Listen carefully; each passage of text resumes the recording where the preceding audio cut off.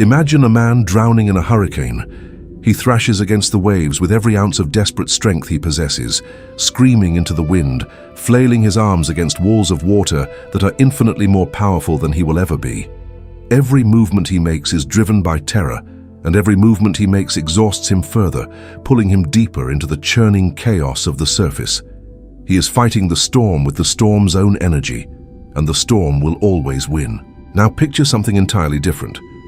50 feet below that same raging hurricane, a submarine glides through absolute silence. The water is still. The pressure is even.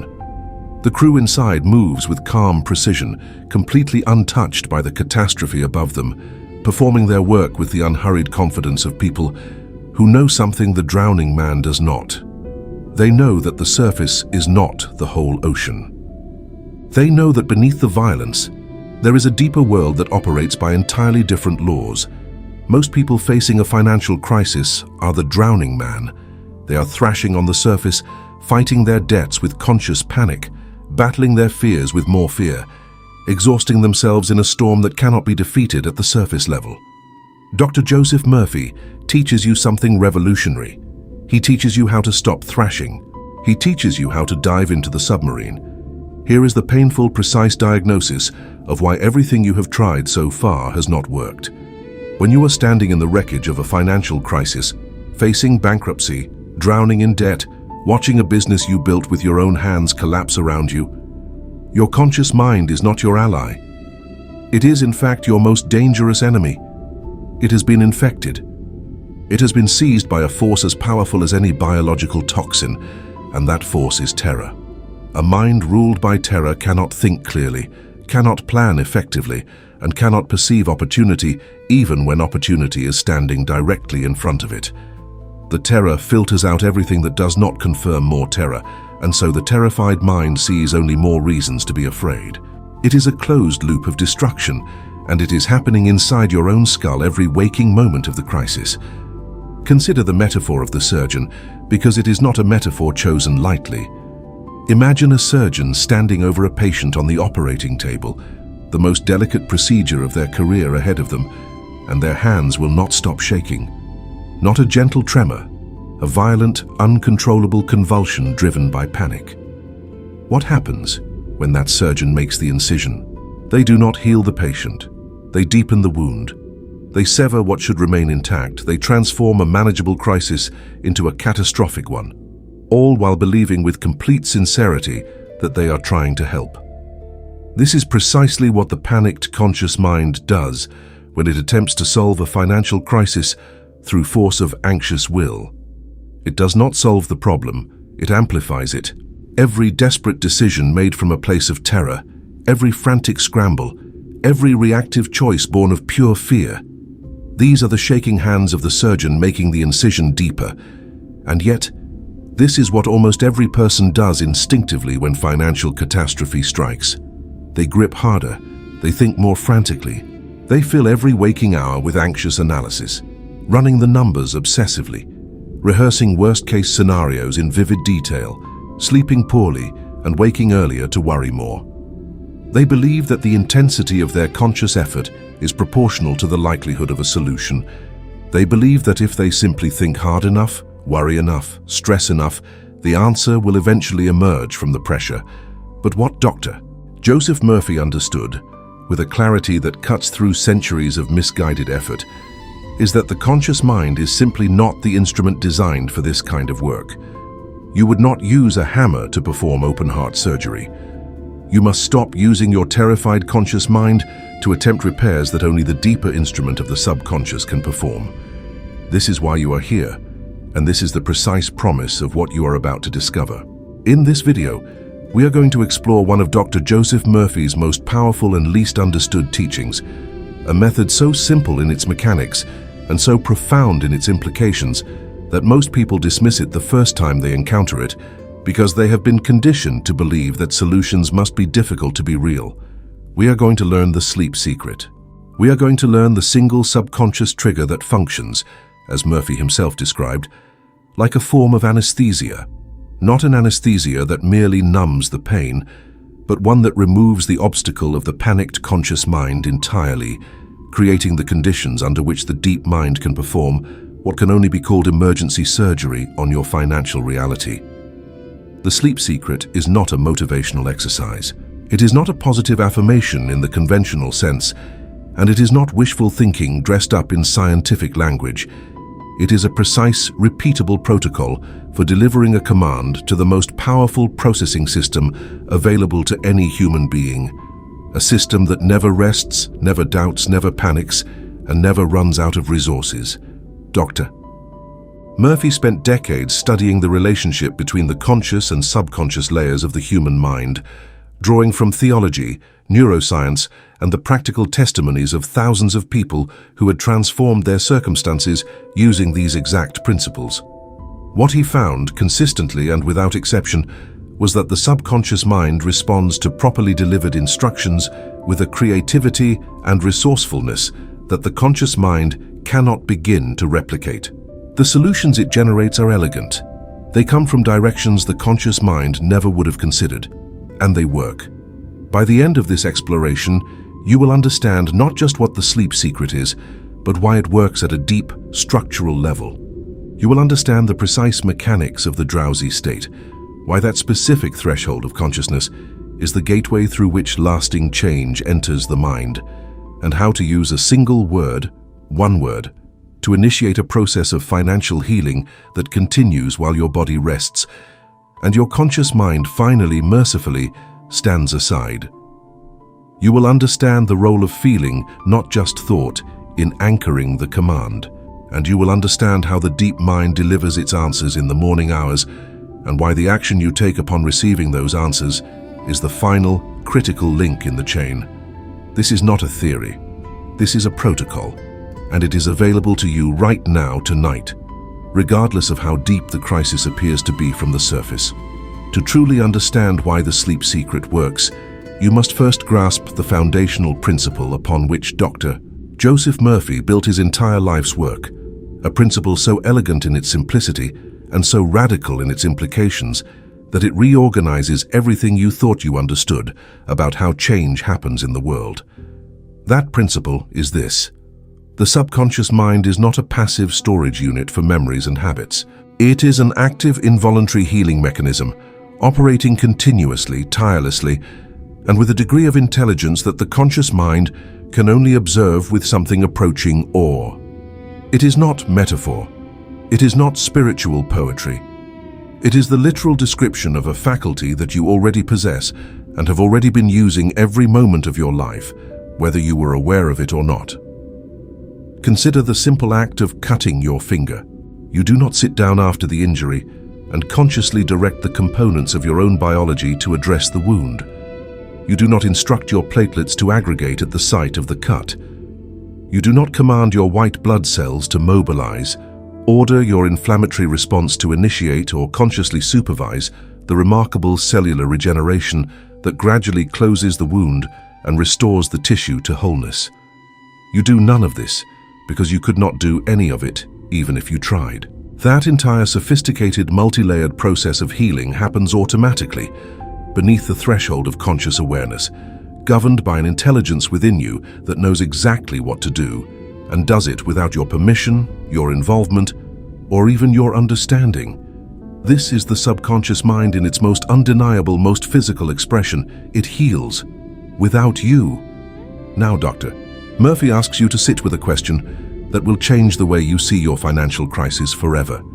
If this same deep intelligence can orchestrate the repair of a severed blood vessel, coordinating dozens of biological systems simultaneously, drawing on resources stored throughout the body, executing a repair protocol of stunning complexity, then why would that same intelligence be incapable of addressing a crisis in your circumstances?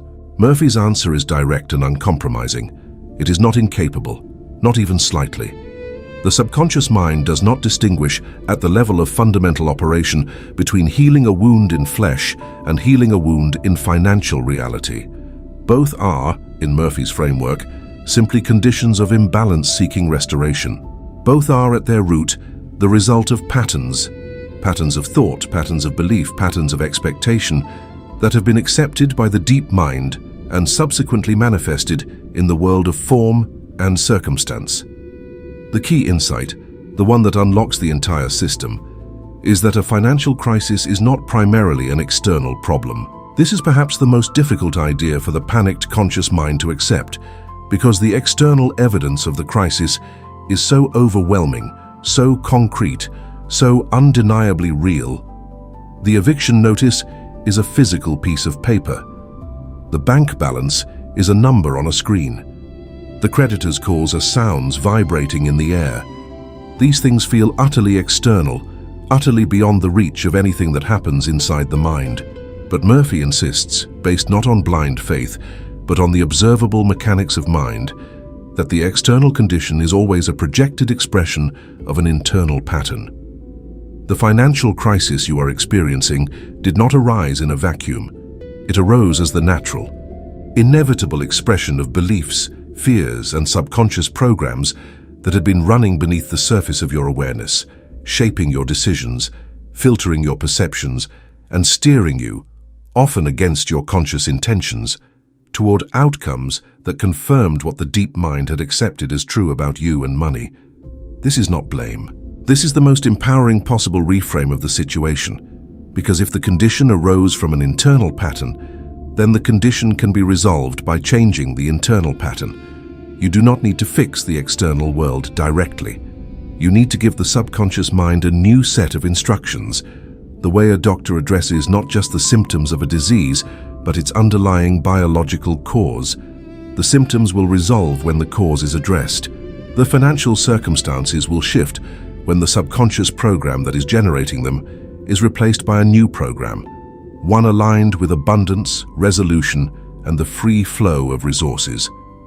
This is the surgical analogy in its full power, not the shaking-handed surgeon of the panicked conscious mind, but the steady, skilled, deeply experienced surgeon of the subconscious, who has been performing miracles of healing at the cellular level your entire life, and is perfectly capable of extending that same mastery to the realm of your finances. What makes this principle so immediately practical is its implication for effort. The conscious mind, when confronting a crisis, reaches for the tools it knows: analysis, planning, force of will, relentless action. These tools are not without value, but they are limited by the quality of the mind wielding them, and a mind saturated with fear is a limited instrument. The subconscious, by contrast, operates beyond the limitations of fear, because it does not experience fear in the way the conscious mind does.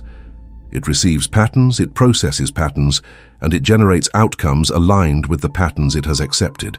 When you feed it patterns of resolution and abundance, it moves toward resolution and abundance with the same automatic, unfailing intelligence with which it moved your platelets to the site of the wound. It does not hesitate. It does not doubt. It simply performs the function it was designed to perform.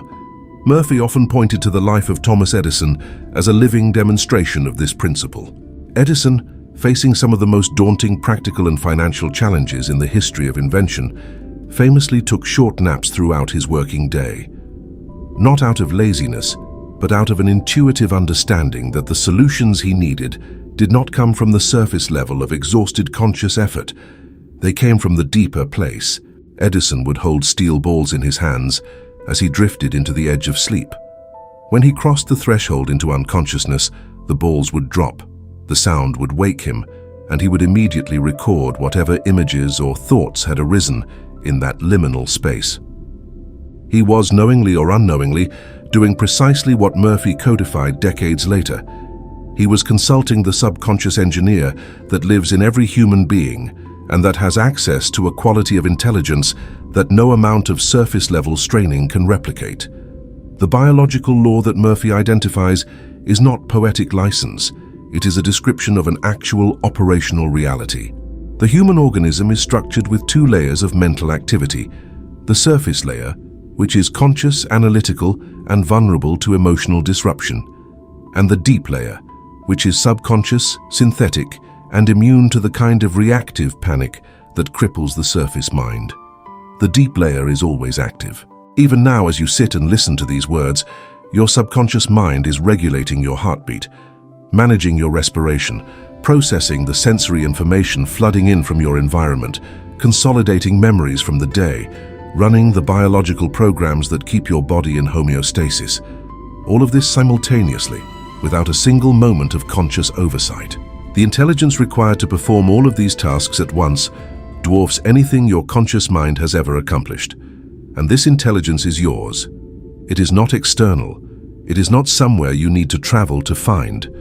It is operating inside you right now, waiting for instruction. The phrase "waiting for instruction" is critical and deserves to be held carefully. The subconscious mind does not select its own goals. It is not an autonomous agent with an agenda of its own. It is, in Murphy's framework, more accurately understood as the most powerful servant imaginable. A servant of almost limitless capability, but a servant nonetheless, one who executes the instructions given to it with absolute fidelity and without moral judgment. If the instructions given to it over years of unconscious fear, negative self-talk, and desperate belief in scarcity are instructions of lack and limitation, it will execute those instructions with the same perfect efficiency with which it would execute instructions of abundance and prosperity. It does not favor one over the other. It simply does what it has been told, through the language it understands, which is not the language of logic or argument, but the language of feeling and repeated impression. This is why understanding the subconscious as an involuntary healer is so liberating and simultaneously so sobering. It is liberating because it means the capacity for complete financial recovery already exists within you, not as potential that must be developed over years of effort, but as an existing mechanism that simply needs to be redirected. It is sobering because it requires you to accept that the current condition of your financial life is, at least in significant part, a faithful reflection of the instructions that have been running in the deep mind. The subconscious has not failed you. It has been succeeding brilliantly at producing exactly what it was instructed to produce.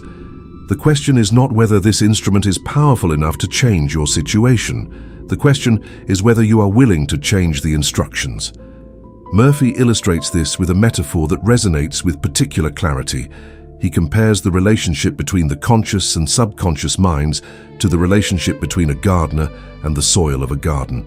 The soil is the subconscious, rich, deep, fertile, and absolutely non-discriminating. It does not distinguish between a flower seed and a weed seed.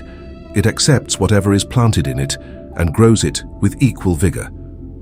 The gardener is the conscious mind, the one who selects and plants the seeds, who determines what the garden will contain. A gardener who plants seeds of fear, limitation, and doubt, while standing in his own garden and wondering why it only grows weeds, is not suffering from a problem with the soil. The soil is perfect. The soil is doing its job with exquisite precision. The problem is entirely with what is being planted. And the solution, the only solution, is to change what is planted. Now apply this metaphor to the financial crisis. The crisis is the garden as it currently appears, overgrown with weeds of debt, withered by drought of opportunity, stripped bare by the storms of bad fortune. Standing in front of that garden in panic and despair and attempting to rip out the weeds with shaking hands will not produce a new harvest. You must go back to the soil. You must change what is being planted. You must find the method by which new seeds of resolution, abundance, and financial healing, can be pressed into the fertile soil of the subconscious mind with enough depth and consistency that the garden's nature is fundamentally transformed. This is not a metaphor for slow, gradual change that takes years of patient cultivation. When the subconscious receives a clear, emotionally charged instruction, the process of transformation can begin with a speed that astonishes the conscious mind. Murphy documented cases in which people's financial situations began to shift in days, not months, not because of some magical external intervention, but because the deep mind, once properly instructed, immediately began organizing the perceiver's inner world to match the new instruction, making them suddenly receptive to opportunities that had always been present but invisible to a fear-clouded perception. The involuntary nature of this healing is not a weakness of the system, it is its greatest strength. You cannot voluntarily make a bone heal faster by concentrating intensely on it. You cannot deliberately accelerate the synthesis of collagen in a wound by deciding to think positively about the injury. These processes are beyond conscious control, which means they are also beyond conscious sabotage. Once the subconscious has received a proper instruction through the right channel, at the right depth with the right emotional charge, it proceeds with its characteristic automatic efficiency, regardless of whether you believe it fully, regardless of whether your conscious mind continues to register the symptoms of the crisis, regardless of the noise and drama happening on the surface. The submarine does not stop because the storm above it is still raging. It continues on its course at its own depth, unaffected by what is happening at the surface, guided by an internal navigation system that knows nothing of panic and everything of precision. This is the profound truth that Dr. Joseph Murphy wants you to carry with you into every night from this point forward. Your financial crisis, as overwhelming as it feels from the surface, is not the whole ocean. The storm is real, but the storm is at the surface. 50 feet below the crisis, below the terror, below the eviction notices, and the negative bank balances and the creditor calls, there is a depth in you that is completely untouched by the surface storm. There is an intelligence in you that is, at this very moment, quietly and efficiently managing processes of extraordinary complexity in service of your life and your well-being. That same intelligence can be given a new assignment tonight, not tomorrow, not after the crisis resolves, not after you have somehow found a way to feel better about your situation, but tonight, in the exact darkness and quietness of the hour before you sleep. The mechanism is already running. The surgeon is already scrubbed and waiting. What has been missing until now is the method of giving the instruction, the precise protocol that bypasses the terrified gatekeeper at the door and delivers the healing command directly to the deep mind that can act upon it. That protocol is the sleep secret. If the first part of the foundation is understanding what the subconscious can do, the second part, equally essential, and in many ways even more practically urgent, is understanding why ordinary attempts to access it fail. Because you have tried before, haven't you? You have stood in the bathroom mirror in the middle of a financial crisis and recited affirmations about abundance and prosperity. You have written down goals. You have listened to motivational audio and felt a temporary lift of energy that dissolved within hours, leaving the crisis exactly as it was. You have perhaps read books very much like Murphy's own work and understood the principles intellectually, nodded along with conviction, and then lain awake at 3 in the morning consumed by the same terror that was there before you picked up the book. Why? Why does the conscious effort to reprogram the subconscious fail so predictably, so reliably, so frustratingly for so many people, even intelligent, motivated, sincere people who genuinely want to change? The answer lies in understanding one of the most important architectural features of the human mind, the critical faculty. The critical faculty is the function of the conscious mind that evaluates incoming information against existing beliefs and filters out anything that contradicts what the mind already holds to be true. It is in many ways a remarkable and useful feature. It protects you from being manipulated, prevents you from accepting false information uncritically, and maintains the internal consistency of your worldview. In ordinary circumstances, the critical faculty performs a valuable service. But in the context of attempting to change a deep subconscious belief, particularly during a crisis, the critical faculty becomes an almost insurmountable barrier. It stands at the threshold between the conscious and subconscious mind like a well-armed sentry, and its standing orders are explicit. Reject anything that contradicts existing reality. This is why the affirmation, "I am wealthy and financially free," fails so spectacularly when uttered by a person who is genuinely facing bankruptcy. The moment those words leave the mouth and are registered by the conscious mind, the critical faculty activates like an alarm system. It runs its evaluation protocol.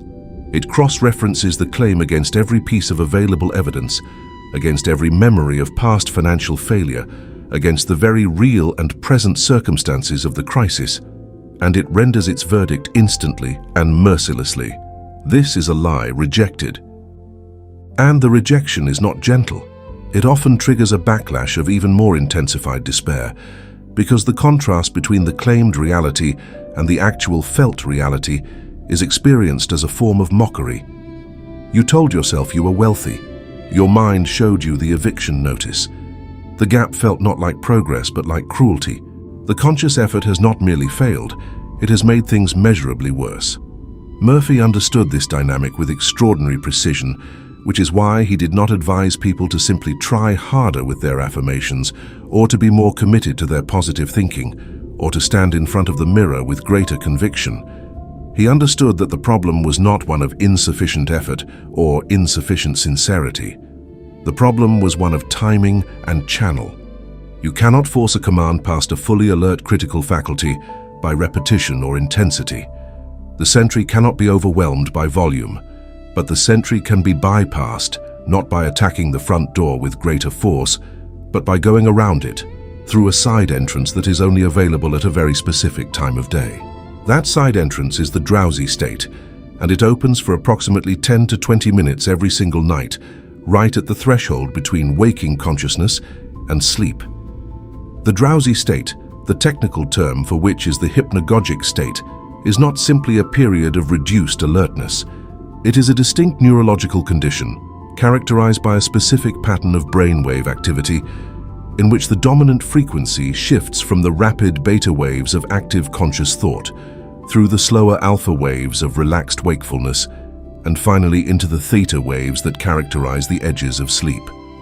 During this theta-dominant state, something remarkable happens to the architecture of the mind. The critical faculty progressively relaxes its vigilance. The sentry, who has been standing at attention all day, begins to nod. The analytical, evaluative function of the conscious mind that has been relentlessly processing, judging, and filtering reduces its activity, and the normally guarded threshold between the conscious surface and the subconscious depths becomes fluid, permeable, and accessible. In Murphy's words, the vault door is left wide open. This is not mysticism. This is the neurological explanation for why the hypnagogic state has been associated with creative breakthroughs, sudden intuitions, and profound insights throughout recorded human history. The examples are remarkable in their consistency. Nikola Tesla famously used the threshold of sleep to visualize and refine his inventions, claiming that his most important ideas arrived in this liminal space with a clarity that hours of waking deliberation could never produce. Salvador Dali deliberately induced the hypnagogic state to access surrealist imagery, using his own variation of Edison's steel ball technique. Countless poets, mathematicians, scientists, and composers across centuries have reported receiving their most significant inspirations in the moments between waking and sleeping. What they were all describing, from their various cultural and disciplinary perspectives, is the same fundamental phenomenon that Murphy codified. The drowsy state is a doorway, and through that doorway, when you know what to place at its threshold, you can deliver commands directly to the most powerful information processing system in the known universe. Now consider what this means for the person in financial crisis who has been failing with affirmations. The failure is not evidence that the subconscious cannot be reached, or that positive thinking is ineffective. The failure is evidence that the attempt is being made at the wrong time, through the wrong channel, without the knowledge of how the architecture of the mind actually functions. You have been trying to get into a building through a wall when there is a door, a very specific door, available at a very specific hour, that opens willingly to a properly presented request. The sleep secret is simply the knowledge of where that door is, when it opens, and what key unlocks it. Once you know these three things, the delivery of a healing instruction to the subconscious is not a feat of extraordinary willpower or unusual spiritual attainment. It is a repeatable nightly practice that anyone can execute, not because they are exceptional, but because this door is built into the architecture of every human mind without exception. Understanding the drowsy bypass also reframes the entire concept of sleep itself. Most people in financial crisis experience sleep as a period of barely interrupted anxiety, the mind spinning its wheels for hours before exhaustion finally silences it, only to restart the same cycle within hours of waking. The nights become extensions of the crisis rather than respites from it, and the cumulative sleep deprivation adds another layer of incapacitation to the already stressed conscious mind. Murphy's insight turns this entire dynamic on its head, Sleep is not a passive state that the troubled mind must endure. Sleep is an active therapeutic process, a period during which the conscious mind vacates its position at the controls and the subconscious takes over with full authority to process, reorganize, and heal. The question is not whether the subconscious will be active during sleep, because it will be active regardless. The question is what instruction it will be working with as it operates through the night. Will it be given the raw material of your fears, absorbed from hours of anxious waking thought? Or will it be given a precise, positively charged command delivered at the threshold of sleep through the channel the critical faculty cannot guard? The choice, once you understand the mechanism, is entirely yours. And this is the point at which Dr. Murphy's teaching transforms from philosophy into protocol. He is not asking you to believe in the subconscious on faith. He is showing you the mechanical explanation for why a specific technique produces specific results, and then inviting you to test it in your own life, in your own financial crisis, beginning tonight. The skepticism of the conscious mind is, interestingly, not an obstacle at this stage, because the delivery of the instruction happens in a state in which the skeptical function has already relaxed. You do not need to believe that the sleep secret will work before you try it. You need only be willing to perform the precise steps at the precise time, and the mechanism will function whether or not your fully waking mind approves of the experiment. This is the unshakable logic of the drowsy bypass. It does not require your conscious endorsement. It requires only your willingness to lie down and allow the architecture of your own mind to do what it was designed to do.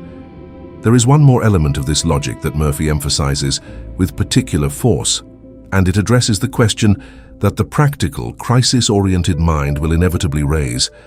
What is the actual pathway from a subconscious instruction to a changed financial reality? How does the deep mind, operating in the silence of sleep, translate a healing command into the external world of bank balances and business opportunities and debt resolution? The answer is both more mechanical and more astonishing than most people expect. The subconscious does not change the external world directly by some form of telekinetic intervention in bank ledgers. What it changes is the internal world of the person who is carrying the new instruction. Specifically, it changes perception, attention, and emotional resonance in ways that profoundly alter which aspects of external reality that person engages with, responds to, and acts upon. This is, in fact, a very well-established principle in cognitive science, even if it is framed in different language than Murphy used. What we believe to be true, what we emotionally expect, powerfully shapes what we notice in our environment. A person whose subconscious is running a program of financial scarcity and crisis will filter their perceptual field in ways that make opportunities systematically invisible to them, not because the opportunities do not exist, but because the mind is not oriented to receive them. The same external environment, experienced by a mind oriented toward resolution and abundance, yields a completely different set of perceived options, a different quality of attention to incoming information, and a different set of intuitive responses to the people and situations encountered throughout the day. The subconscious does not manufacture money from nothing. It manufactures a new version of the person who encounters money, a person whose perceptions, intuitions, and instinctive actions are all aligned toward receiving and acting on the opportunities that were always present in the environment, waiting for a mind prepared to see them. And here is perhaps the most practical and grounding aspect of the entire logical framework. Murphy is not promising that the sleep secret will exempt you from action. He is not describing a passive, meditative escape from the challenges of a financial crisis. He is describing the creation of the precise inner condition from which right action becomes possible, perhaps for the first time since the crisis began. The panicked conscious mind produces panicked actions, reactive decisions, and compulsive behaviors that typically worsen the crisis. The calm, subconsciously directed mind produces what Murphy calls right action, measured, intuition-driven, creatively responsive behavior that is aligned with the actual landscape of available solutions rather than with the distorted landscape of fear-driven perception. The sleep secret is not a substitute for action. It is the preparation of the instrument through which transformative action becomes possible. Consider what the drowsy state delivers the morning after a properly conducted sleep secret session. The person who went to sleep in fear and awakened to more fear will face the same external circumstances as the person who went to sleep with a subconscious healing instruction, but they will not experience the same morning. The person who has delivered the healing command will typically notice, upon waking, a quality of mental clarity that has been absent throughout the crisis, a settled quality in the mind, a reduced sharpness to the anxiety, and very often, within the first moments of waking, a sudden specific intuition, a name that surfaces, a question that crystallizes, a direction that feels inexplicably right. These morning hunches are not random neural noise. They are, in Murphy's framework, the delivery mechanism of the subconscious, the way the deep mind communicates its prescription to the conscious mind that will be taking action throughout the day. They arrive with a quiet but distinctive authority that is quite unlike the frantic, fearful thoughts generated by the panicked surface mind.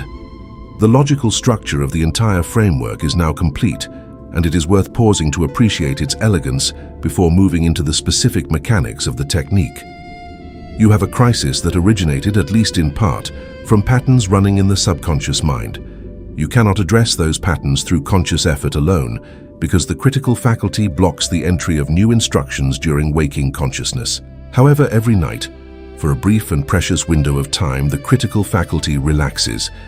The threshold between conscious and subconscious becomes permeable, and a properly formulated instruction can pass through directly to the healing intelligence of the deep mind.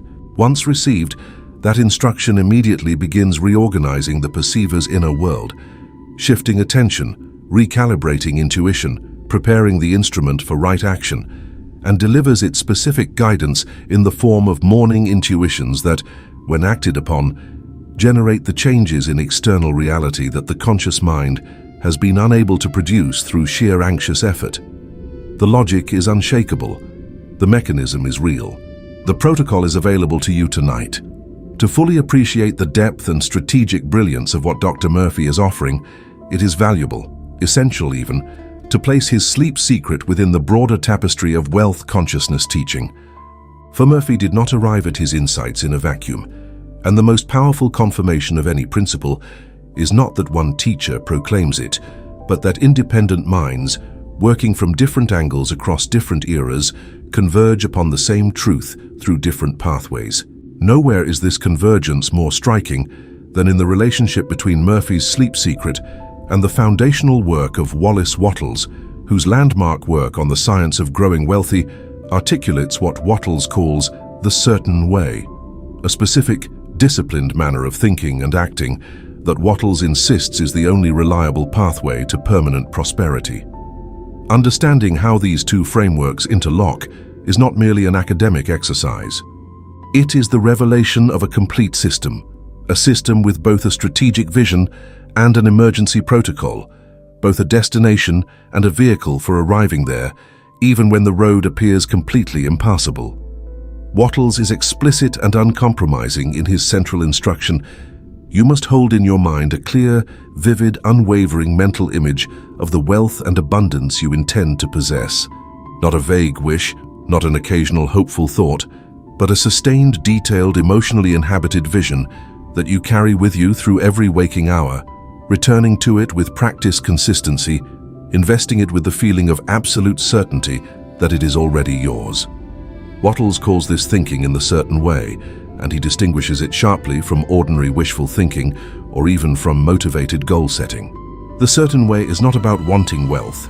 It is about occupying the consciousness of a person who already has it, feeling from within that state of abundance and using that feeling as the generative force through which abundance is drawn into physical reality. It is a state of being, not merely a state of wanting, and the difference between the two is precisely the difference between the person who consistently attracts wealth and the person who consistently attracts more of its absence. Now apply this instruction to the person who is standing in the middle of a genuine financial catastrophe, not theoretical financial difficulty, but the concrete, crushing reality of bankruptcy proceedings, active debt collection, or a business in free fall. This person is told by Wattles, to hold an unwavering mental image of wealth. But here is the honest, unflinching question that the crisis-stricken mind immediately raises. How? How do you hold a clear and unwavering image of financial abundance when the emotional reality of imminent collapse is screaming in every neuron of your body? How do you maintain the consciousness of prosperity when you cannot make rent? How do you think in the certain way, when the certain way your mind is currently moving is toward panic, despair, and the rehearsal of increasingly catastrophic scenarios? Wattles gives the principle. He gives the destination with absolute clarity, but he does not, in explicit mechanical terms, provide the emergency protocol for the person whose mind is so thoroughly infected with the terror of the crisis that the clear mental image cannot be held for more than a few seconds before the current reality crashes back in and shatters it. This is the gap, the precise, specifically shaped gap in the architecture of the full teaching that Murphy's sleep secret fills with extraordinary precision. Murphy does not contradict Wattles, he amplifies him. He provides the missing mechanism, the technical protocol through which the clear image of resolution and abundance can be planted in the subconscious mind, even when the conscious mind is too distressed to hold it steadily during waking hours. The sleep secret is, in this sense, the emergency parachute that Wattles' system requires but does not explicitly include. When the plane of your waking consciousness is in freefall, when the fear and the panic and the immediate evidence of crisis have made the certain way temporarily inaccessible during the day, the sleep secret allows you to deliver the essential instruction through a different route, through the drowsy threshold, where the evidence of the crisis cannot follow, and where the critical faculty that keeps dragging the consciousness back into fear has finally, momentarily, stood down. Think of it this way. Wattles describes the architecture of the destination, the mental landscape of the person who successfully attracts and maintains wealth, with great precision. He knows exactly where you need to arrive and what the consciousness of arrival feels like.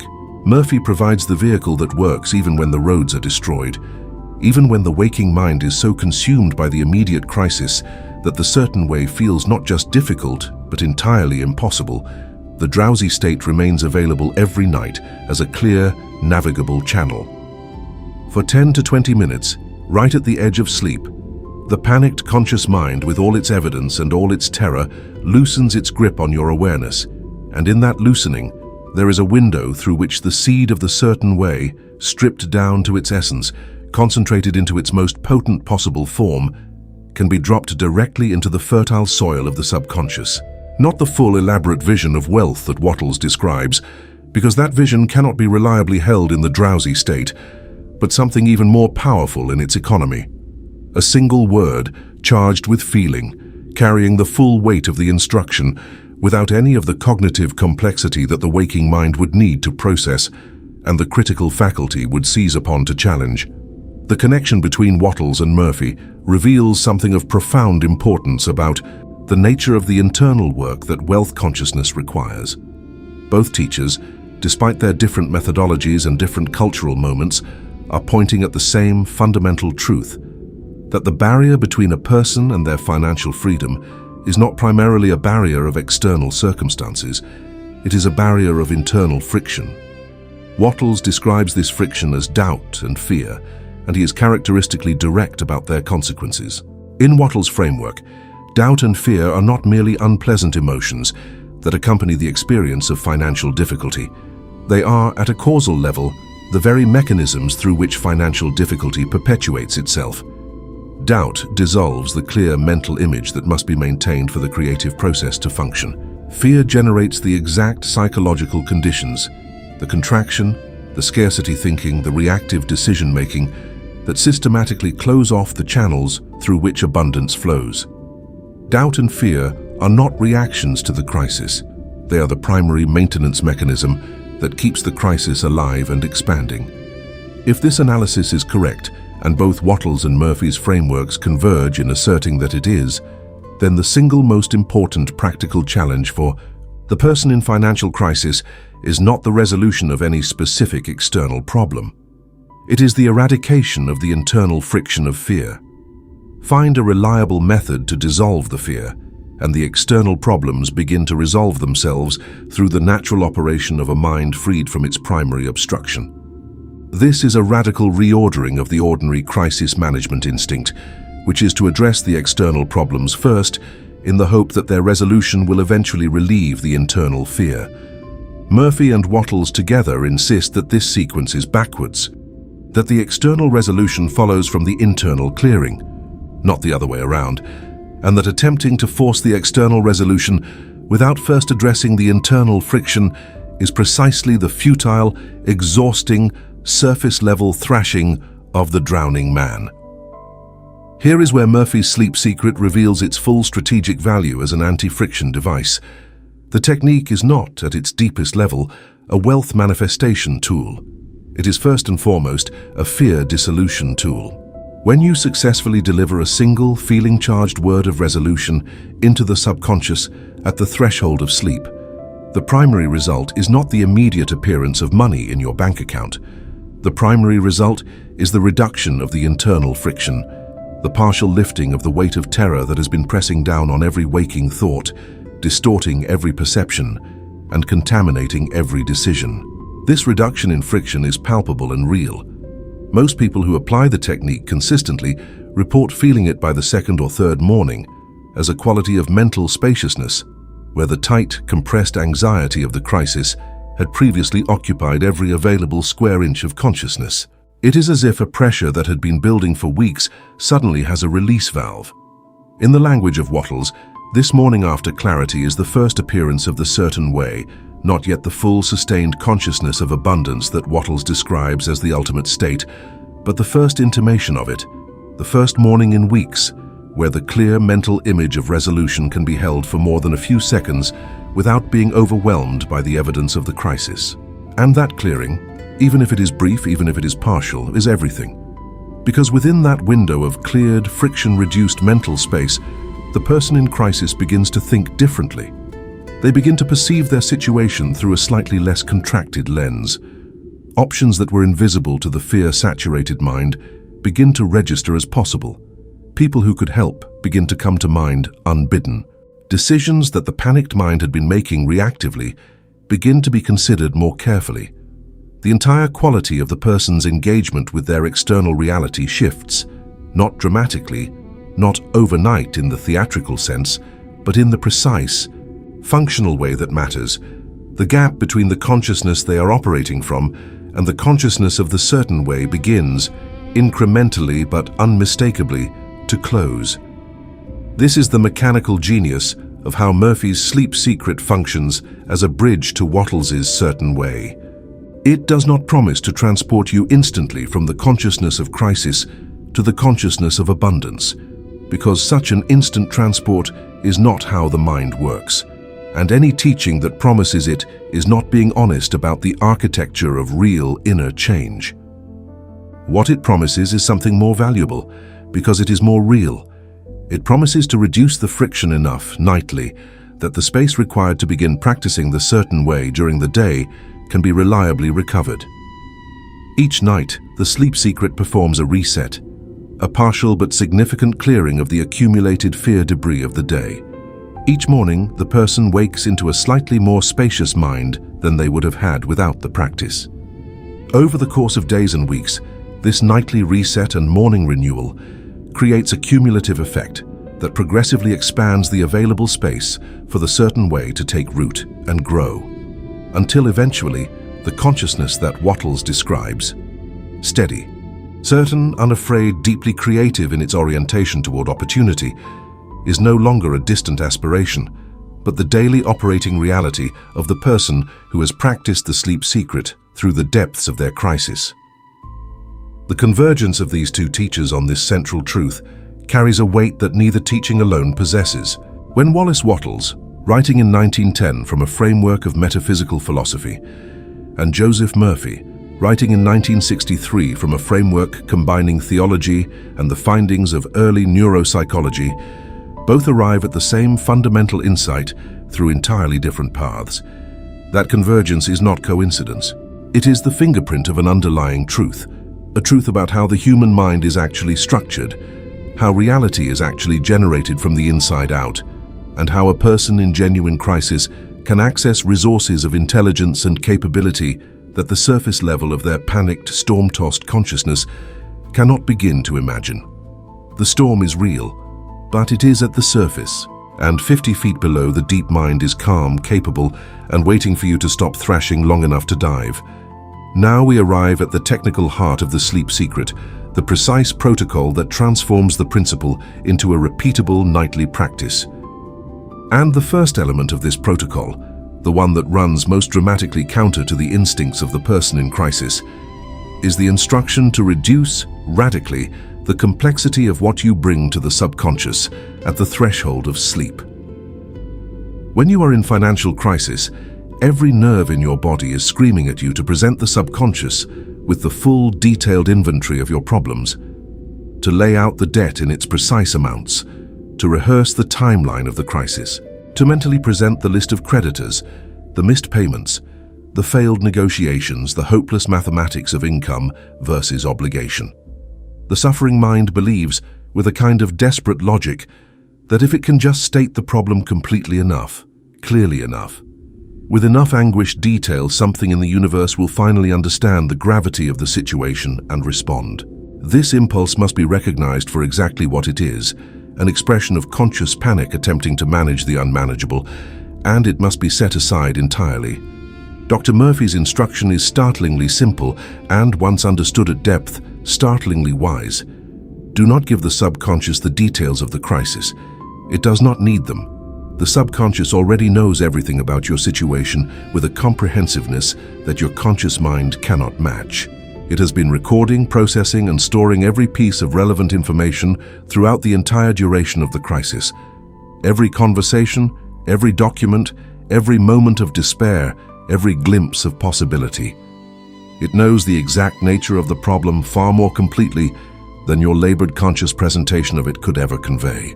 To describe your debts to your subconscious is like interrupting a world-class surgeon in the middle of a procedure to explain to them, in layman's terms, the basics of human anatomy. The surgeon does not need the explanation. What the surgeon needs is not more information about the problem. They already have all the information they need. What the surgeon needs is a clear operating objective, stated simply and directly, so that the surgical intelligence can be fully directed toward the achievement of the desired outcome. This is the entire rationale for the single trigger word. A trigger word is not a comprehensive affirmation. It is not a detailed visualization. It is not a prayer that rehearses the dimensions of the problem and then begs for relief. It is a single point of concentrated intention, a drop of pure medicine, to use Murphy's own evocative language, that carries within its single syllable or few syllables the entire essential content of the instruction, without any of the cognitive complexity that would invite the critical faculty, even in its drowsy state, to engage in evaluation and rejection. Words like wealth, resolved, healed, free, abundance, peace. Each of these words, in the context of the financial crisis and the drowsy state, carries an enormous charge of meaning and intention, but it carries that charge in a form so concentrated and so simple that it passes through the partially lowered defenses of the fading critical faculty like a master key sliding through a lock, finding no resistance, meeting no argument, arriving at the deep level of subconscious receiving with its full potency intact. The logic of the single word is the logic of concentration and purity. A glass of pure distilled medicine has a more direct and powerful effect than the same medicine diluted in a barrel of water, even though the barrel contains more total volume. The long, desperate, detail-laden prayer about your specific debts and specific creditors and specific financial failures is the medicine diluted to the point of impotence by all the conscious noise surrounding it.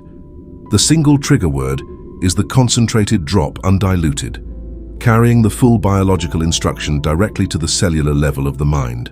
Murphy observed in his counseling practice time and again that the people who tried to give their subconscious a detailed briefing on their financial crisis before sleep found the technique failing, not because the subconscious wasn't listening, but because the complex fear-adjacent content of the briefing reactivated the critical faculty and the anxiety response before the drowsy state could fully develop. The single word sidesteps this trap with elegant simplicity. The choice of the trigger word itself deserves careful attention, though Murphy would caution against overthinking it, because overthinking is itself a form of conscious interference that undermines the drowsy state. The word should evoke the end state, the state of resolution, freedom, and abundance that is the desired outcome of the subconscious healing, not the current state of crisis. Resolved is preferable to help. Wealth is preferable to debt-free, because debt-free still contains the word debt, which carries a charge of the current problem and may activate the fear response at the very moment you are trying to allow it to relax. The word should feel, when you hold it gently in your mind during the drowsy state, like it has an emotional temperature of relief and expansion, not of struggle or need. If a word does not produce this quality of feeling when you test it in quiet reflection, try another word. The right word will announce itself through its feeling, a gentle warmth, a sense of spaciousness, an almost physical sensation of something loosening in the chest. That sensation is the confirmation that the word carries the correct charge, that it is aligned with the end state rather than with the problem, and that it is ready to be used as the vehicle for the nightly instruction. The question of what the subconscious does with the trigger word, once it receives it, is one that Murphy addresses with characteristic directness. The subconscious, he explains, is not a literal-minded machine that interprets wealth as an instruction to transfer a specific sum of money into your account. It is a creative intelligence that interprets the instruction in terms of its emotional content, the feeling of abundance, freedom, and resolution that the word is carrying, and then begins organizing the inner world of the person toward conditions that match that feeling. It begins to shift attention, to sensitize perception, to prepare the mind for the reception of opportunities aligned with the instructed state. It begins to generate, during the night's deep processing, the intuitions and creative insights that will surface in the morning as hunches, specific, actionable nudges toward the real-world steps that will, when followed, produce the external changes that the instruction has set in motion. The trigger word is the seed. The subconscious is the soil. The morning hunch is the first green shoot breaking through the surface of a freshly prepared earth. It is worth addressing directly the skepticism that the logical mind may raise at this point, because Murphy himself addressed it frequently and with great patience. The objection goes like this: a single word cannot solve my specific financial problems. My situation requires specific solutions, specific debts to be paid, specific income to be generated, specific business decisions to be made. How can whispering a single word in the dark address any of that? The answer is that the trigger word is not attempting to address any of that at the conscious problem-solving level, which is exactly why it works. The conscious mind, with all its analytical capability, has been attempting to address the specific debts and the specific income gap and the specific business decisions throughout the entire crisis, and it has been consistently falling short because its fear-saturated, critically compromised state has rendered it incapable of the quality of thinking required. The trigger word bypasses the conscious problem solver entirely and delivers the instruction to the level at which the real organizing intelligence operates.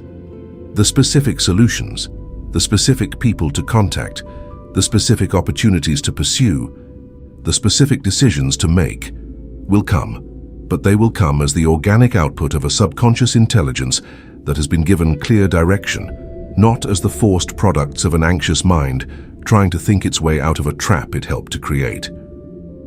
Murphy's principle here resonates with a piece of wisdom found across many traditions of practical philosophy. You cannot solve a problem with the same quality of thinking that created it. The financial crisis was created, at least in part, by a mind operating in a particular mode, a mode of scarcity, fear, and limitation. It cannot be resolved by that same mind in that same mode, no matter how many hours of anxious analysis are applied to it. It can only be resolved by a qualitative shift in the mode of the mind itself, a shift from the contracted, fear-driven surface thinking to the expansive, creatively intelligent, deep thinking of the subconscious that has been properly instructed and properly freed to work. The trigger word is the initiator of that shift. Its simplicity is not a limitation, it is its power. In the kingdom of the drowsy threshold, where complexity is the enemy and the critical faculty is looking for any purchase it can find, one perfect word is worth more than 1,000 anxious paragraphs. The trigger word, properly chosen, is the what of the sleep secret. But it is only half of the protocol. The other half, and Murphy insists that this half is, if anything, even more important than the word itself, is the how. Specifically, the manner in which the trigger word is repeated as you drift into sleep is not incidental to the technique. It is the entire mechanism by which the word is delivered to the depth of the subconscious rather than remaining at the surface level of conscious chatter. And the manner Murphy prescribes is one that the anxiety-trained mind finds initially almost impossible to execute, because it is the polar opposite of the anxious, urgent, effortful mode that the crisis has conditioned the mind to operate in. The manner Murphy prescribes is the manner of a lullaby. Think for a moment about the quality of a lullaby. A lullaby is not sung with urgency. It is not performed with the forceful conviction of a person trying to persuade a skeptical audience. It is not repeated rapidly, with the intensity of desperation. A lullaby is offered slowly, gently, warmly, with a quality of loving assurance that is so far from the vocabulary of crisis management that it initially seems almost absurd as an approach to something as serious as financial emergency resolution. And yet this is precisely the quality that Murphy prescribes for the repetition of the trigger word. Slow, quiet, warm, patient, almost affectionate in its tone, as if you are singing a beloved child to sleep with a single, simple word of reassurance. Wealth, wealth, wealth. Not a shout, not a demand, not a strained repetition through gritted teeth. A gentle, rhythmic offering, given without urgency, without argument, without the need for immediate confirmation that it is working. The reason for this quality of delivery is not arbitrary, and it is not merely a matter of relaxation technique. It is grounded in the mechanics of the drowsy state itself. The hypnagogic threshold is, neurologically speaking, an extremely delicate condition. It is easily disrupted. A spike of anxiety, a sudden burst of cognitive effort, a sharp emotional charge of fear or desperation can snap the mind back into full waking alertness instantly, slamming the vault door shut before the instruction has passed through. The calm, lullaby-like quality of the repetition is not just pleasant, it is structurally necessary for the maintenance of the threshold state. It keeps the nervous system in the relaxed downward trajectory from alertness towards sleep, preventing the kind of reactive arousal that would terminate the hypnagogic window prematurely. The slow rhythm of the repetition also serves as a gentle focusing device. It gives the fading conscious mind something simple and soothing to hold on to, preventing it from generating new anxious thoughts, while simultaneously allowing the boundary between conscious and subconscious to continue its nightly dissolution. There is another dimension to the lullaby approach that Murphy highlights with particular emphasis, and it is the dimension of trust. When you recite your trigger word as a lullaby, gently, without urgency, without the sharp need of a person trying to convince themselves of something they don't quite believe, you are embodying a relationship with the subconscious that is fundamentally different from the anxious pleading that characterizes most people's attempts at subconscious communication. You are not arguing. You are not begging. You are not desperately trying to override the evidence of the crisis with the force of your repetition. You are trusting. You are placing the word in the deep water of the mind the way a person places a message in a glass bottle and sends it out to sea, with the calm confidence that the current will carry it where it needs to go, without the need to furiously wave the bottle in the water to make it move faster. The subconscious responds to this quality of trusting delivery with a responsiveness that it simply cannot achieve when the delivery is contaminated by the anxiety of the very crisis it is being asked to heal. This is what Murphy means when he says you are not trying to convince yourself of anything. This is a crucial distinction, because the moment you are trying to convince yourself, you have reactivated the debate. You have re-engaged the critical faculty in its evaluative mode, because convincing implies an audience that may not be convinced. And once the critical faculty hears its name called, it wakes up, squints at the claim, looks at the evidence, and delivers its verdict. Nice try, not convinced. Here is everything that is currently wrong with your financial situation, and here is why your single word is woefully insufficient to address any of it. This is the internal conversation that Murphy's lullaby approach prevents from ever beginning. You are not saying the word to convince anyone. You are simply dropping the word into the deep waters, releasing it, trusting the current, and letting sleep take over. The stone does not need to argue with the water as it sinks. It simply enters the water at the surface, and the weight of its nature carries it, inevitably and without effort, to the depths. The image of the stone sinking to the bottom of a still, dark lake is one of Murphy's most evocative descriptions of the ideal sleep secret session.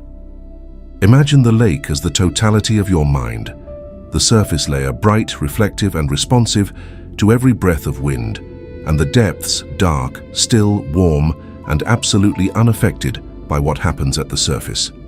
The trigger word is the stone. As you lie in the darkness and begin your slow, gentle repetition, resolved, resolved, resolved, you are dropping the stone at the water's edge. Each gentle repetition is the stone sinking deeper, moving further from the turbulent surface, descending through progressively quieter water toward the deep, warm stillness at the bottom. And as it sinks, it carries with it, embedded in its weight, in its substance, in the specific emotional charge with which you have loaded it, the instruction that the intelligence at the bottom of the lake will receive and act upon throughout the night. You do not need to be awake to monitor the sinking. You do not need to verify that the stone has reached the bottom. You simply drop it, repeat the offering as it sinks, and allow the natural physics of the system to complete the delivery. Then you sleep, and the manager takes over. If the trigger word is the delivery vehicle, and the lullaby method is the engine, then the feeling of relief is the fuel, without which neither the vehicle nor the engine can function. This is perhaps the most subtle and simultaneously the most practically decisive element of the entire sleep secret protocol. Murphy is emphatic on this point beyond any other. The trigger word, repeated without the accompanying feeling of relief, is an empty envelope.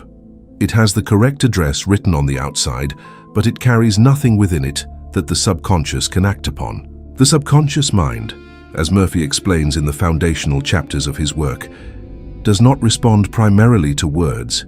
It responds primarily to feelings, to the emotional charges that accompany words and that determine whether those words are merely passing through the mind like birds across a sky, leaving no trace, or whether they are being absorbed at depth, like rain soaking into prepared earth, carrying the seeds of new growth all the way down to the root level.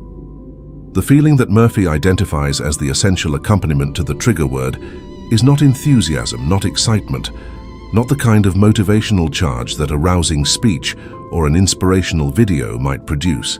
Those feelings, while pleasant, carry within them an undertone of reaching, of not yet having, of wanting that is by definition separate from having. The feeling Murphy prescribes is something more specific, more grounded and more powerful, the feeling of relief. The physical, visceral, unmistakable sensation of relief that floods the body when a crisis is resolved, when the pressure lifts, when the threat recedes, when the terrible weight that has been sitting on the chest for weeks or months suddenly, finally releases. This is not imagined enthusiasm about a future state. This is a bodily feeling, and it is a feeling that you have actually experienced before. Not necessarily in the context of financial crisis, but in any moment of your life, when a burden was lifted, when a problem was solved, when the answer finally came, and the tension that had built around the question dissolved like morning ice. To understand why the feeling of relief is specifically more powerful than any other positive emotion for this purpose, consider what relief represents at the structural level of human experience. Relief is not the feeling of wanting something. Relief is the feeling of having already received something. It is, by its very nature, a past tense emotional event. The body's response to the resolution of a threat or the removal of a burden. When you feel genuine relief in the present moment, your body is, at the physiological level, responding as though the resolution has already occurred. The stress hormones that were flooding your system begin to recede. The muscular tension that was a chronic physical expression of the financial fear begins to relax. The respiratory pattern deepens and slows. The nervous system shifts, measurably and demonstrably, from a state of activation and threat response toward a state of safety and restoration. These are not metaphysical phenomena. They are physiological events, and they are the precise physiological conditions under which the subconscious mind is most receptive to new instructions, because the fear response that was blocking the channel has temporarily, at the level of the body itself, been told to stand down. How do you access this feeling during a crisis that has given you every reason to feel the opposite?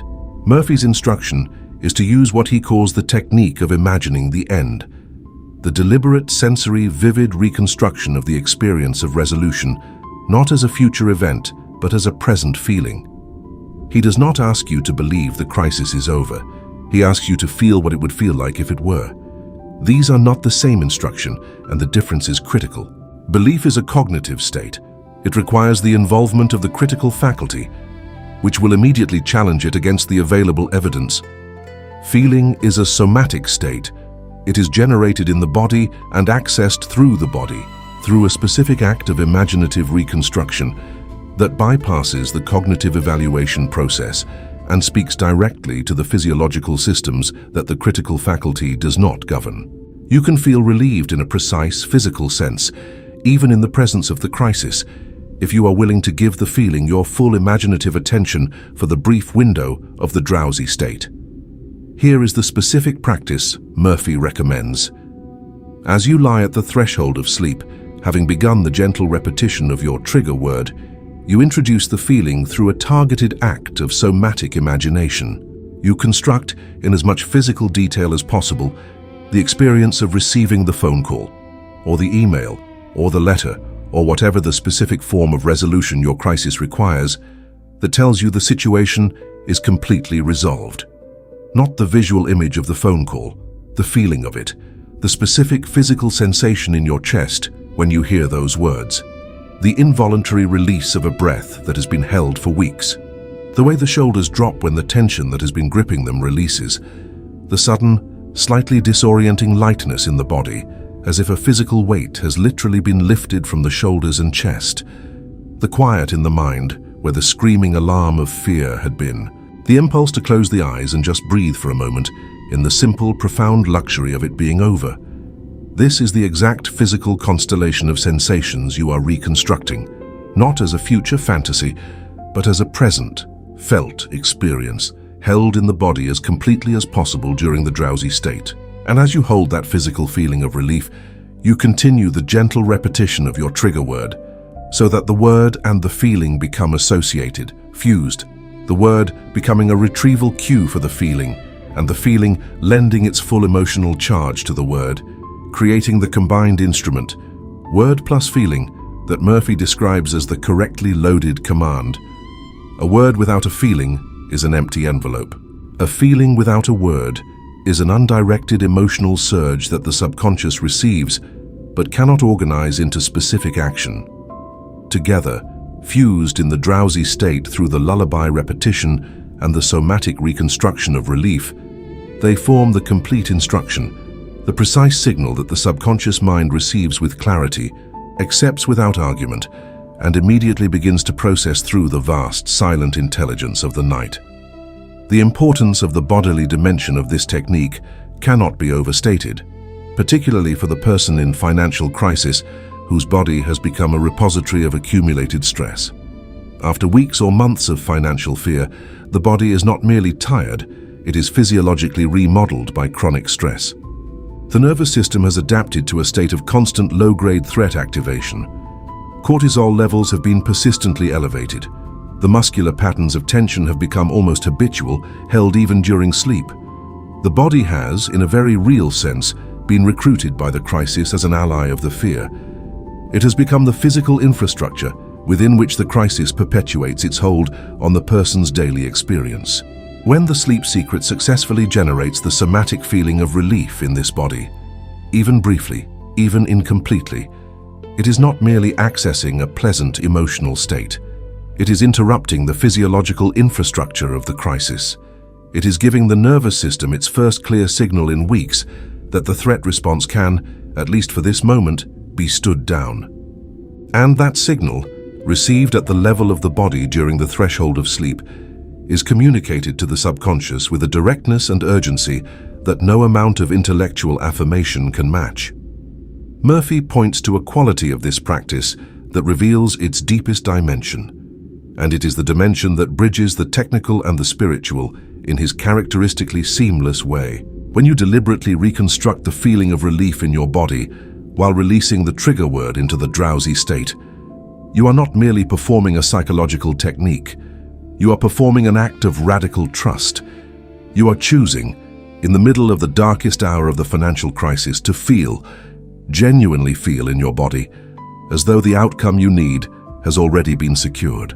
You are releasing the white-knuckled grip of conscious control, which has been exhausting you without producing solutions, and you are handing the problem to the deeper intelligence that does not need your grip, that works best in your absence, that has been waiting your entire life for you to trust it with something this important.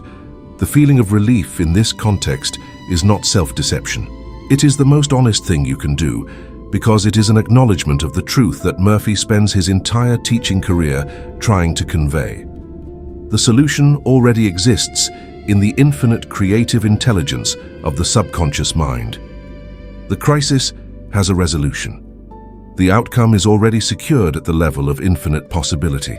The feeling of relief is simply the recognition of that reality, and that recognition, held in the body at the threshold of sleep, is the clearest possible message you can send to the mind that is capable of making it manifest in the world of form. Every surgical operation has a recovery room, and the Sleep Secret's recovery room is the morning, specifically the first moments of waking, when the mind is still soft from sleep, still carrying traces of the subconscious night's work, still moving in the slow rhythms of theta before the full alertness of waking beta consciousness reasserts itself and brings the day's demands crashing back in. This period, the hypnopompic state, the mirror image of the hypnagogic threshold that frames the other end of sleep, is the delivery window. It is the time at which the subconscious communicates the results of its night's work to the conscious mind through the only language available to it, the quiet but unmistakable prompting of intuition. Murphy calls these promptings hunches, and he regards them with an almost reverent seriousness that stands in sharp contrast to the dismissive attitude with which the problem-focused conscious mind tends to treat them. A hunch, in Murphy's understanding, is not a random neural event. It is a prescription, written by the most intelligent pharmacist in existence and delivered at the precise moment when the conscious mind is most capable of receiving it clearly. The morning hunch arrives in a specific form that, once you know what to look for, is quite recognizable. It is not a dramatic revelation. It does not arrive with trumpets or with the forceful urgency of a thought that is demanding your attention. It arrives quietly, almost shyly, in the gentle periphery of the waking mind. A name that surfaces from nowhere and doesn't leave. A sudden, inexplicable conviction that a particular course of action is right. A feeling of being nudged, softly but persistently, in a specific direction. It is the thought that arrives not because you have been thinking about it, but despite the fact that you haven't. The solution that appears unbidden, fully formed, with a quality of quiet authority that distinguishes it from the frantic problem-solving chatter of the anxious conscious mind. Learning to distinguish the hunch from ordinary thought is itself a practice, but Murphy provides a reliable distinguishing criterion. The hunch feels certain without being loud. It carries no desperation, no urgency, no anxiety. It simply knows. The critical imperative that Murphy places on what happens after the hunch arrives is the element that separates the teaching from passive or contemplative practices, and it is the element that reconnects the inner work of the sleep secret to the outer world of concrete financial action. When the subconscious delivers the morning prescription, you must take it immediately without the extensive second-guessing and analytical processing that the conscious mind will want to apply to it. The hunch to call a specific person should be followed by picking up the phone, not by a 45-minute internal debate about whether the call is likely to be productive.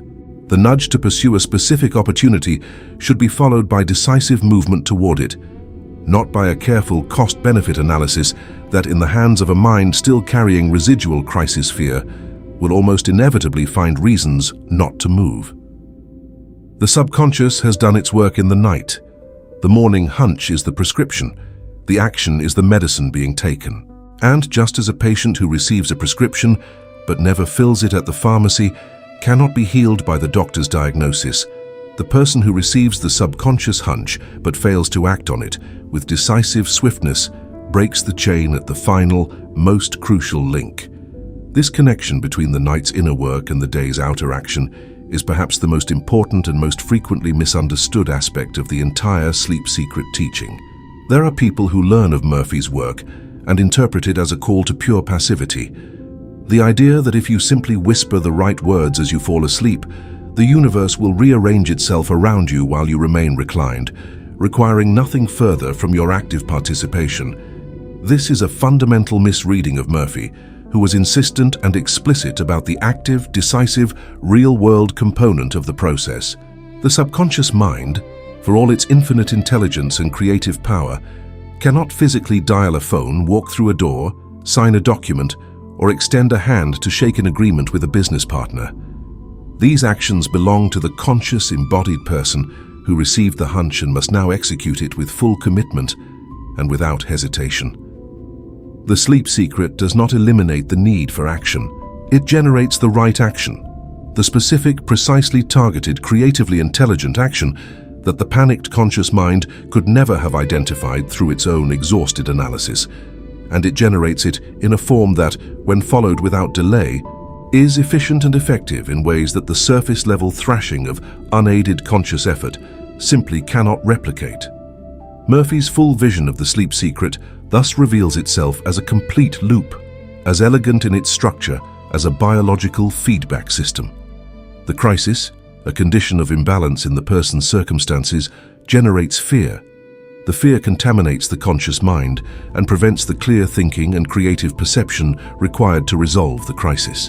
The sleep secret bypasses the fear-contaminated conscious mind at the threshold of sleep, delivering a healing instruction directly to the subconscious. The subconscious processes the instruction through the night, drawing on its deep creative intelligence to generate a specific pathway of resolution. In the morning, it delivers the pathway as a hunch. The person, now operating from a mind that has been slightly but significantly cleared of fear by the night's process, receives the hunch with recognition and acts on it decisively. The action produces a result in the external world that begins to shift the financial reality. The shift in reality reduces the objective intensity of the crisis, which further reduces the fear, which further clears the channel for the next night's deeper instruction, which generates a more refined hunch the following morning. The loop accelerates itself, the healing gathers its own momentum, its own. What began as a single tentative drop of medicine in the darkness becomes, over the course of days and weeks of committed practice, a current, quiet, steady, and irresistible, flowing in the direction of the resolution that was always available within the deep mind that has been faithfully, brilliantly, and patiently waiting for you to stop thrashing and trust the submarine. Everything we have explored in this journey together can now be drawn into a single, clear, liberating truth. The truth that Dr. Joseph Murphy spent his entire life's work trying to press into the hands of every person suffering unnecessarily from problems that the deeper part of them already knew how to solve. The storm at the surface of your financial life, the debt, the bankruptcy, the collapsed income, the eviction notice, the midnight dread. This storm, as real and as fierce as it genuinely is not the whole of your reality. It is the surface layer. It is the weather at the top of the ocean, and like all weather, it is temporary. And like all weather, it is entirely superficial compared to the conditions that exist in the depths below it. The surface storm feels like everything, because the terrified conscious mind can only see the surface. It has forgotten, or perhaps it never knew, that the surface is not the whole ocean, that beneath the violence of the crisis, there exists a depth of calm that the storm cannot touch, and has never been able to touch. That depth is the subconscious mind, and it contains something that no surface storm, no matter how severe, can diminish or destroy. infinite supply, and a perfect blueprint. The infinite supply is the creative intelligence of the deep mind. Its ability to perceive connections, generate solutions, and organize circumstances in ways that the surface mind cannot begin to anticipate or manufacture. The perfect blueprint is the instruction you give it, the trigger word, charged with the feeling of relief, dropped gently into the deep water at the threshold of sleep. These two elements, the infinite supply already present in the subconscious and the clear instruction delivered through the sleep secret, are all that is required for the healing to begin. You do not need to understand the full mechanism of how the solution will arrive. You do not need to map the route from the current crisis to the resolved reality. The subconscious does not need your help with the navigation. What it needs from you is simply the address, the single, feeling-loaded word that tells it where you want to arrive, and then your willingness to get out of the driver's seat and let the most experienced, most intelligent, most unfailingly capable driver you have ever had access to take the wheel through the night. Murphy's essential teaching, distilled to its absolute core, is the teaching of the trust fall. Not a blind, unexamined faith in an external force outside of you, but a reasoned, evidence-based trust in the interior force that is already operating within you every moment of your biological existence. You trust this force to keep your heart beating while you sleep. You trust it to regulate your temperature, consolidate your memories, repair your tissues, and maintain the 1,000 biological processes that sustain your life through every unconscious hour. The only question Murphy asks you to extend your existing, already practiced trust to include is whether this same interior intelligence can also be trusted with the assignment of addressing a pattern of financial imbalance in your circumstances. Given the evidence of its capabilities in every other domain of your life, is there any rational reason to believe it is incapable of this particular task? The answer, when the question is posed this clearly, is self-evident. Hand the problem to the manager. The manager has never failed you in any other task you have entrusted to it. This task is no different. Joseph Murphy, in the body of his work that has reached millions of people across more than 6 decades, returns again and again to a theme that illuminates the sleep secret at its deepest level, and that theme is the sacred nature of sleep itself. Long before modern neuroscience began to understand the extraordinary neurological processes that unfold during sleep, the memory consolidation, the emotional processing, the creative synthesis, the cellular repair, Murphy was insisting, from the combined authority of scripture, philosophy, and the practical testimonies of the people he counseled, that sleep is not merely a biological necessity. It is a divine appointment. It is the daily scheduled meeting between the conscious personality and the infinite intelligence that underlies and informs the conscious personality, a meeting that the conscious mind attends by the simple act of relinquishing control and stepping back from the surface of its own awareness. Murphy's teaching is that the night, properly used, is the greatest counselor available to any human being. The answers to the questions that have eluded the waking mind, the solutions to problems that have resisted every application of conscious effort, the creative breakthroughs that change the direction of a life or a business, these do not, in Murphy's understanding, originate in the exhausted straining of the conscious mind that refuses to rest. They originate in the fertile darkness of the night, in the deep processing of a mind that has been freed from the noise of conscious management and allowed to work in the conditions it finds most conducive to its highest functioning. The silence, the stillness, and the uninterrupted span of hours that sleep provides. Sleep is a divine counselor. This is not a poetic embellishment. It is the most precise possible description of what sleep, in Murphy's framework, actually is: a nightly consultation with the deepest and most intelligent aspect of what you are, a consultation that delivers its findings not in words on a page, but in the quiet certainty of a morning hunch that carries more practical wisdom than 100 hours of anxious waking analysis. For the person in financial crisis, this reframing of sleep is immediately and practically liberating, because it transforms the night from a period of dread into a period of active healing. The person who does not know the sleep secret typically experiences the night as an extension of the crisis, the darkness amplifying the fear, the silence making space for the worst imaginings, the inability to act creating a particular helpless agony that is in some ways worse than the active suffering of the day.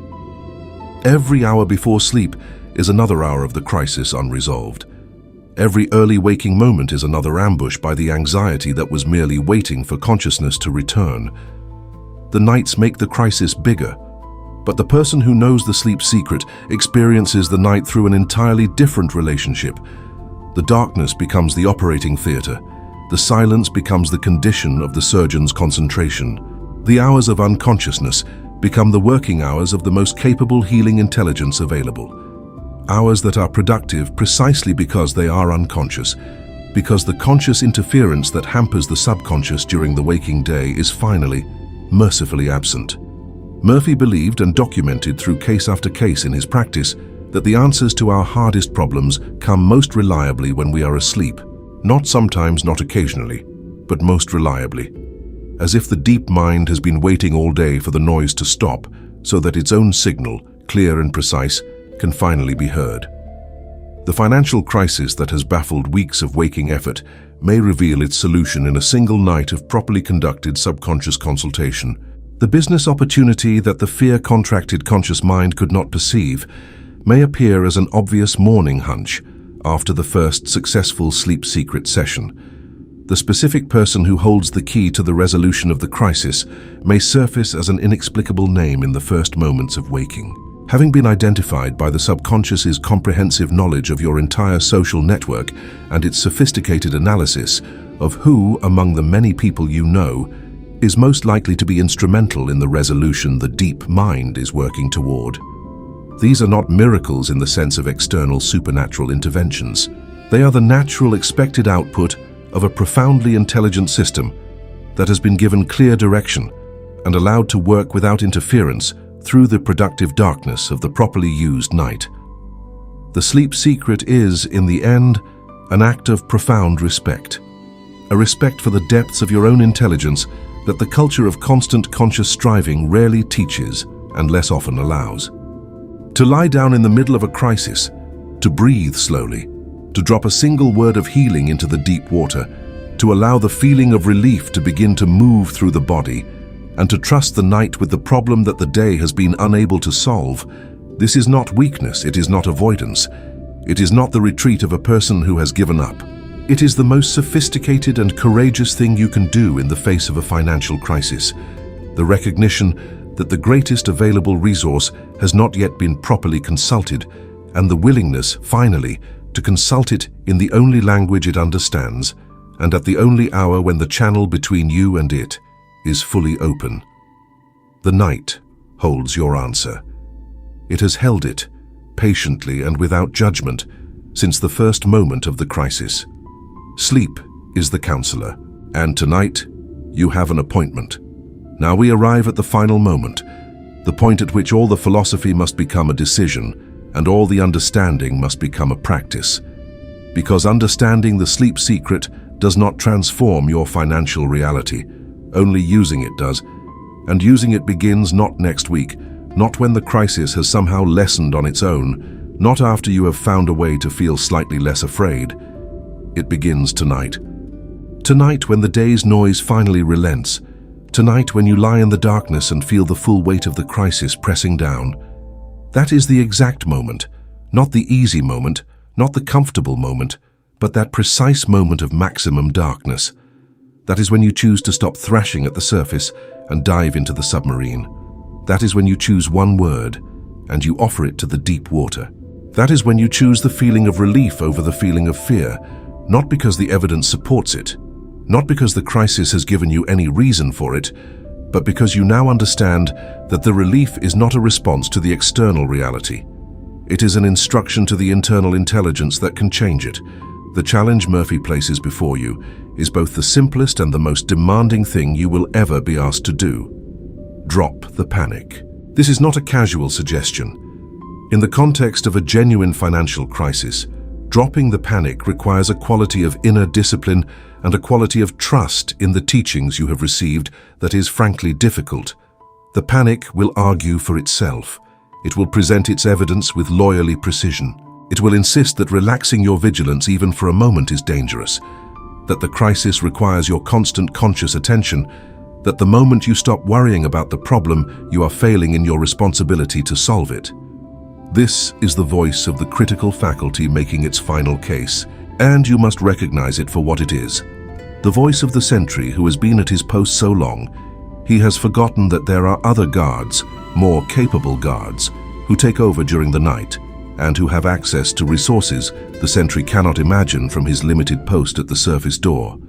Drop the panic, not forever, not in every waking moment of the day, just for the 10 to 20 minutes of the drowsy threshold, just long enough to drop the stone into the water, just long enough to allow the vault door to swing open and the instruction to pass through. Enter the silence.